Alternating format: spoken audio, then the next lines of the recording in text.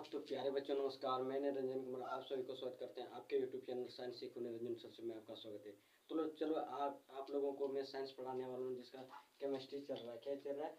यानी कि पार्ट 4 चल रहा है जिसका नाम है पार्ट 4 चल रहा है जिसमें हम केमिस्ट्री पढ़ा रहे हैं आप लोगों को। ठीक, देखिए केमिस्ट्री में हम इतना तक पढ़ा चुके हैं कि आयनिक क्रिस्टल किसे कहते हैं। कितना तक पढ़ाए? आयनिक क्रिस्टल किसे कहते हैं? तो वह क्रिस्टल जिसके अवयवी कण आयन हो। क्या है? वह क्रिस्टल जिसके अवयवी कण आयन हो उससे हम लोग क्या कहते हैं? आयनिक क्रिस्टल कहते हैं।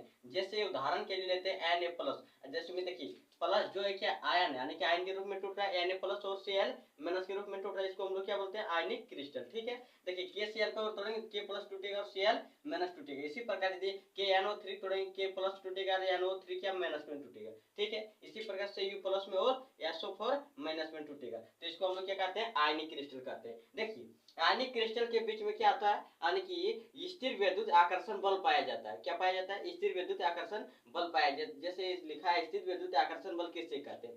तो धनायन और ऋणायन क्या, यानी कि धनायन और ऋणायन के मध्य लगने वाला आकर्षण बल। क्या? धनायन और ऋणायन के मध्य लगने वाला आकर्षण बल क्या होता है?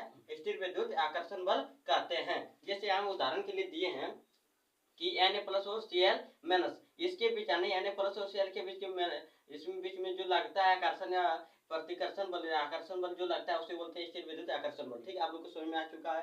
तो ठीक है, हमें आगे बढ़ते हैं। देखिए क्या लिखा है, या फिर आयनिक क्रिस्टल को देखिए, या फिर हम लोग पूछेंगे कि यानी कि विद्युत आकर्षण बल किसे कहते हैं। ये दूसरा डिफिनेशन भी हम लोग दे सकते हैं कि आयनिक क्रिस्टल को बांध कर रखने वाला जो आयनिक क्रिस्टल है Na+ और Cl- इस प्रकार जो बांधे रहता है नीचे ऊपर, इसको जो बांध के रखने वाला वही लिखा है आयनिक क्रिस्टल को बांध कर, यानी कि इसको जो बांध कर रखने वाला, देखिए क्या बांध कर रखने वाला बल स्थिर विद्युत आकर्षण बल कहते हैं। ठीक है, आप लोगों को समझ में आ रहा बढ़िया से। देखिए यह Na+ कितने Cl- से घिरे होते हैं? देखिए हम यहाँ देखिए लिए हैं Na+ हो जाएगा Cl- हो जाएगा। जो यहाँ देखिए प्लस जाने के वहां आ जाएगा Na+ और माइनस लेके वहां Cl-। ठीक है, देखिए प्लस हो जाएगा फिर माइनस हो जाएगा, फिर यहाँ देखिए माइनस लेंगे फिर यहाँ प्लस हो जाएगा, फिर यहाँ माइनस हो जाएगा, फिर यहाँ प्लस हो जाएगा, फिर देखिए क्या हो जाएगा प्लस हो जाएगा, फिर माइनस हो जाएगा, फिर प्लस हो जाएगा, फिर माइनस हो जाएगा, फिर माइनस हो जाएगा, फिर प्लस हो जाएगा, फिर माइनस हो जाएगा, फिर प्लस हो जाएगा। अब देखो यहाँ कि क्या बोल रहा है कि Na+, जहाँ Na+ लिए हैं, मान लो यहाँ क्या जहाँ प्लस लिया है वहाँ Na+ होगा। तो कितने Cl- से घिरे होते हैं? कितने Cl- से घिरे होते हैं? देखिए क्या लिखा है Na+ कितने Cl- से घिरे होते हैं? कहते 6 Cl- से घिरा होता है। बोलो कैसे सर? देखिए यहाँ Na+ है ना, देखिए Cl- है, ये भी Cl- है, ये भी Cl- है, 4 हो गया इधर। वो 3D स्ट्रक्चर में देखा जाए तो एक ऊपर भी होता है Cl- और एक नीचे भी Cl- होता है। तो पूछेगा Na+ कितने Cl- से घिरे होता है? 6 Cl- से। कितना? 6, यानी कि लिखना है 6 Cl- से। आंसर में हो जाएगा 6, आंसर में कहते हैं। फिर पूछेगा Cl- कितने Na+ से घिरे होते हैं? तो कहते हो जाएगा यहाँ भी हो जाएगा 6 Na+ से घिरे होते हैं। तो आप लोग को समझ में बढ़िया से आ गया होगा, तो इसको उतार लीजिए फिर हम आगे चलते हैं। ठीक है, आप लोग नोट कीजिए, 2 मिनट का समय देते हैं।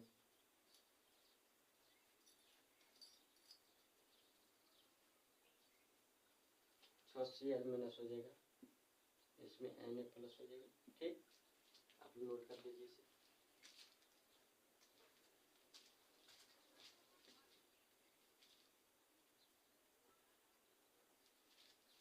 चलो आप लोग नोट कर लिए।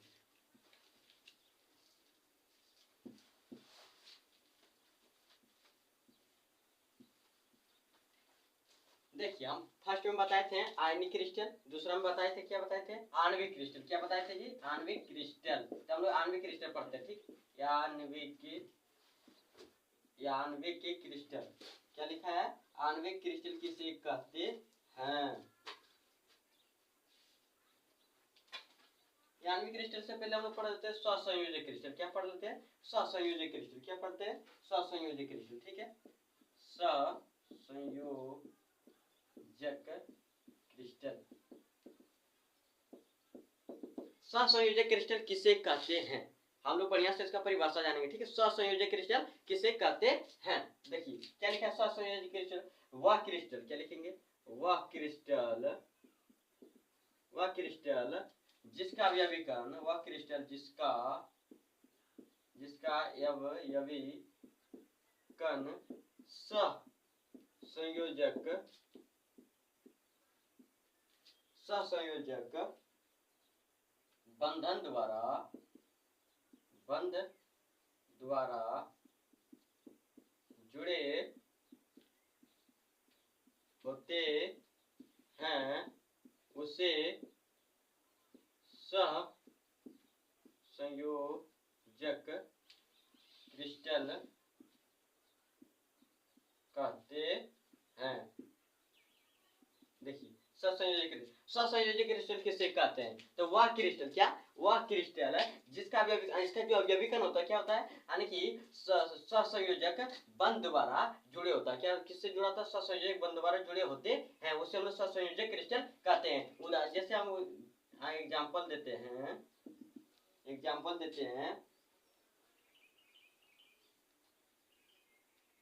अच्छा ये पहले समझ लीजिए, इसका जो अवयवीकरण होता है क्या होता है, लिख देते हैं। इसके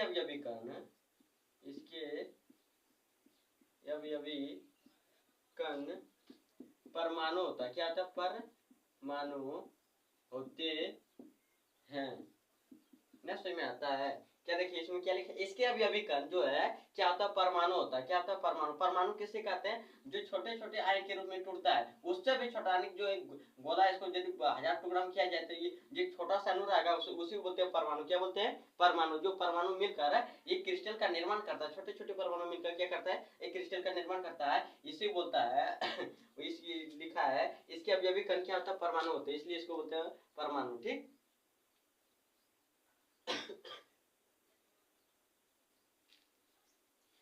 जैसे उदाहरण के लिए ले लेते हैं